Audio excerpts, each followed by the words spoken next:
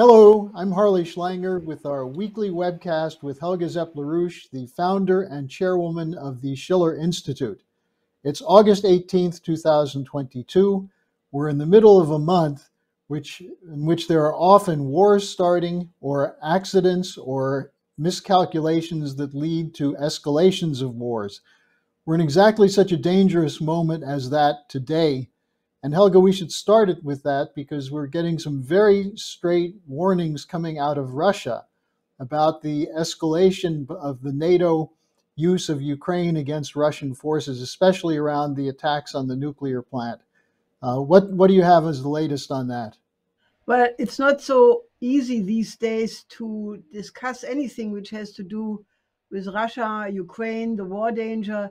If you warn that, things could potentially lead to World War III, you are already accused to sprout and repeat Russian propaganda.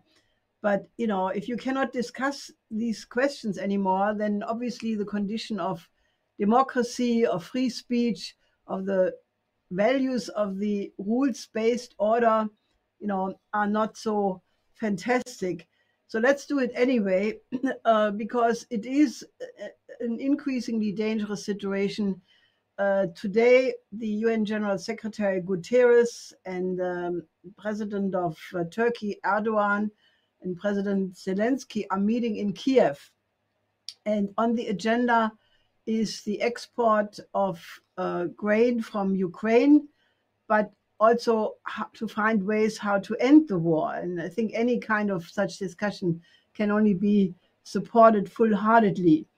But in this context, the spokesman for the Russian Defense Ministry, General Konashenkov, has warned that there is an imminent provocation, which they have signs for, to occur in the moment when Guterres is in Kiev. So that's practically now.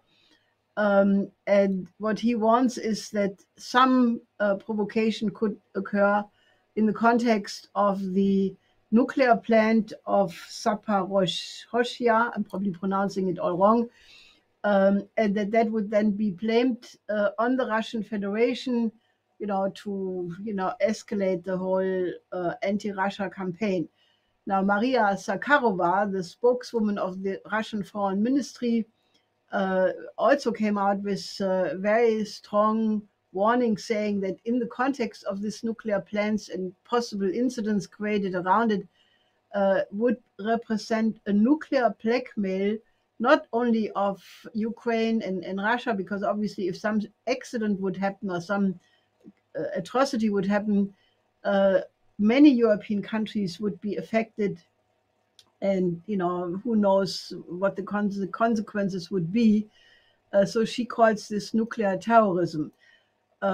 Now, obviously, there is right now an escalation of anti-Russian campaigns. There are several countries, the three Baltic countries, Poland, the Czech Republics, they are all already exercising a ban on all visas for Russians.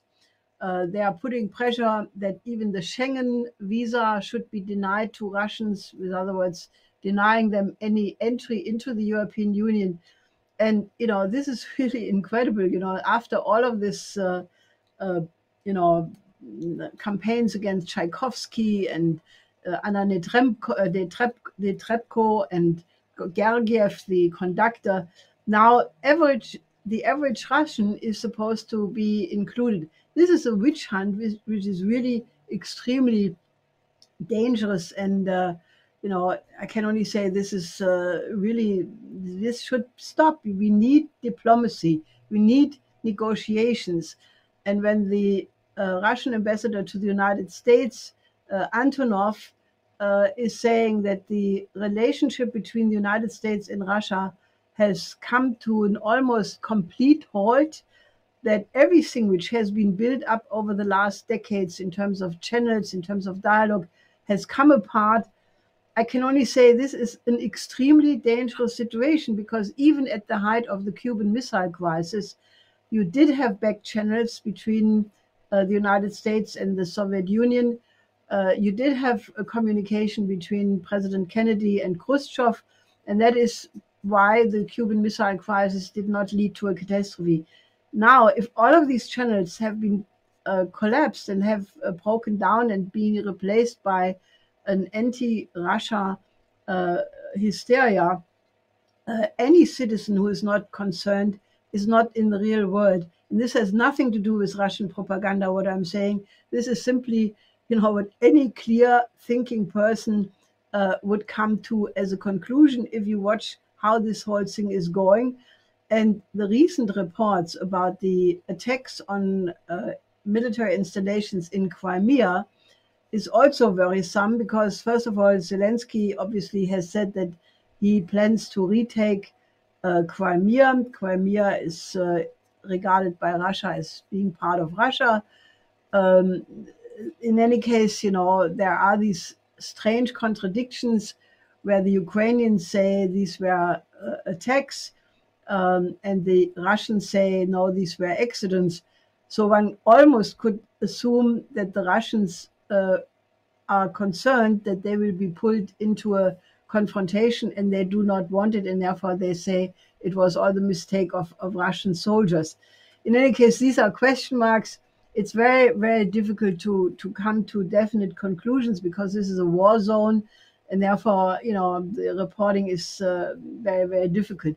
But I can only say, this has to change, and I can only hope that this meeting in Kiev today comes up with approaches to return to the negotiation table, because the idea that Russia must be defeated, that Ukraine must win the war. I mean, there are reports that the weapon deliveries by the West to Ukraine has slowed down since the beginning of July significantly, basically because many of the weapons which the Ukrainians say they need, basically the supply has been exhausted. So the idea to continue this is just an absolute playing with the existence of the entire human civilization, and anybody who is of a clear mind must demand a diplomatic solution. And again, I can only repeat, this is my opinion and not some Russian propaganda. Well, and as the danger increases, we're seeing an escalation of the threat from the West against China, which has very severe implications, the Pelosi visit and so on. And this was the subject of some comments by President Putin at the Moscow International Security Conference this week. Yes, he gave full support to China and the One China policy, which is existing international law. There is a UN General Assembly resolution 2758, which clearly was a majority vote of the UN General Assembly that China is one country, that Taiwan belongs to China, and that the Chinese official policy of one country and two systems is what is international law. And obviously the United States has moved away from that by, playing with support for Taiwan independence. This was what Pelosi de facto did, and now there's another delegation of US congressmen there. And the Chinese, in the meantime, have put out a white paper basically restating that unification, peaceful unification, remains Chinese official policy. And this is another area where if the red lines are being crossed, it's a question of when this will lead to a big confrontation. So we have to step back, and people have to really demand that all of these things should really stop, and we should go back to a normal relation among great powers, because otherwise it could lead to a blowing up of the entire human species. And as Putin is warning of this kind of escalated danger of great power confrontation, we're seeing the global South continuing to move away from acceptance of the idea of the US and NATO as the sole superpower, the rules-based order. Most recently, we had the South African defense minister on a visit to Russia. This appears to be a very significant signal coming from one of the BRICS countries. Yes, because Secretary of State Blinken was just in South Africa, uh, asserting or trying to assert maximum pressure that South Africa should, not side with Russia. He got a very sharp answer from the South African foreign minister, who said that they are an independent, sovereign country and don't want to be pressured.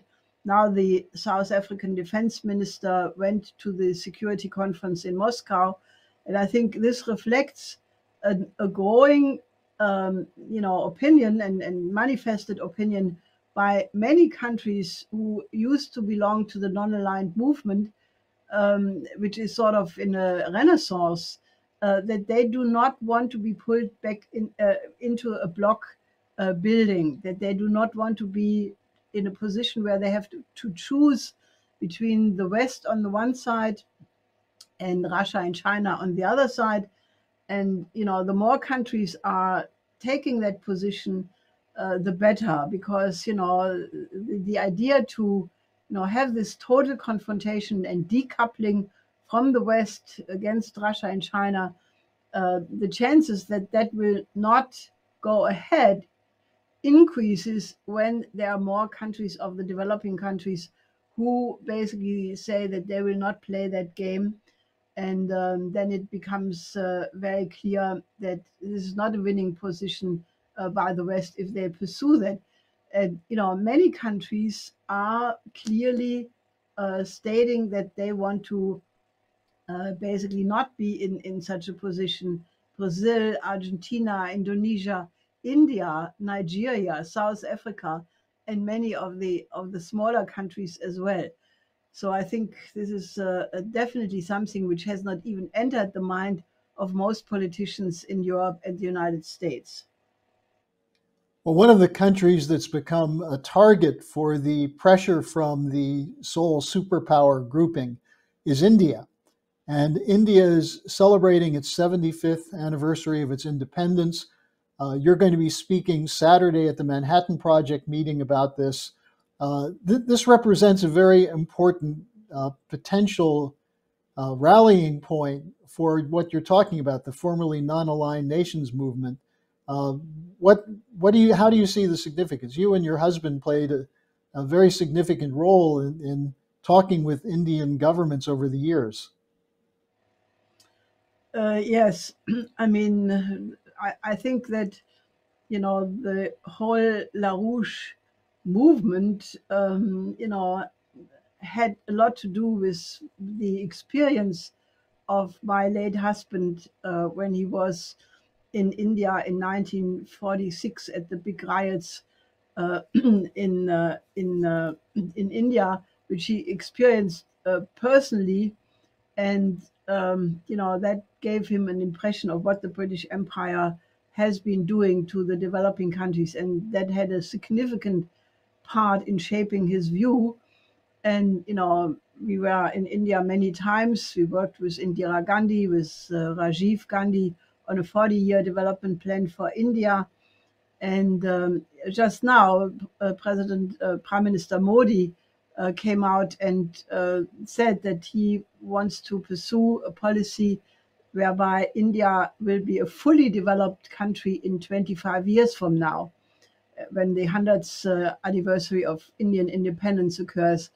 Now, that policy of a modernization of India was put into motion many decades ago. This was Nehru and his policy of a green revolution. This was the beginning of making India a world leading power in the IT sector. The Sam Pitroda, who spoke at recent Schiller conferences, can be really called the father of the IT industry in India. And today, there will be big changes because of communication will change and transform the whole world and will make an oligarchical control much more difficult.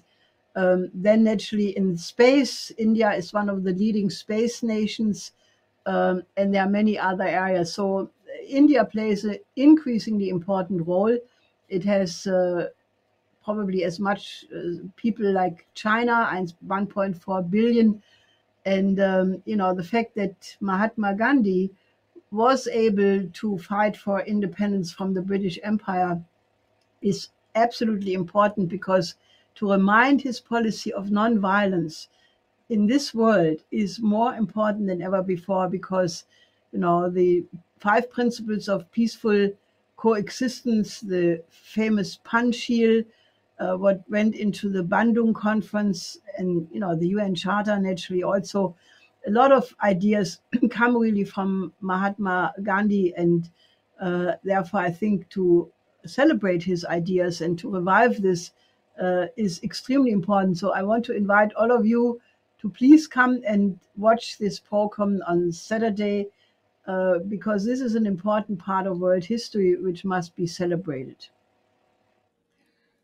Now, in his talk in Moscow, Putin made the point that we're going through a transition in the world, precisely what you were just saying, going away from the idea that one nation has the right to dictate policy to the rest of the world.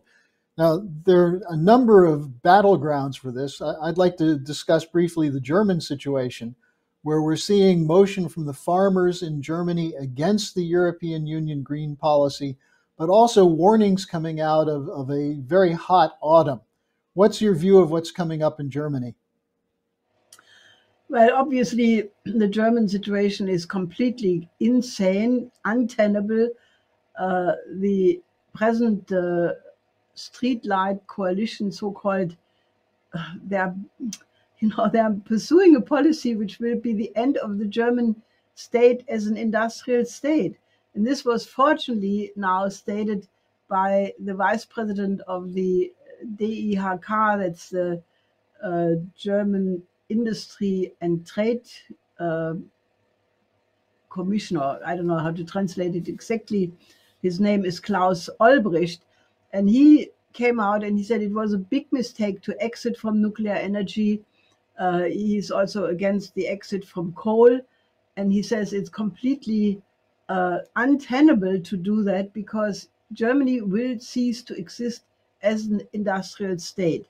And it's very good. This is the first time, and I was waiting for this, that a leading industrialist actually says what everybody can see, that these present green policies of Habeck and Baerbock and all of these people who obviously have no idea what modern economy is all about, they're about to crush the German economy against the wall with their sanctions, with their green stipulations.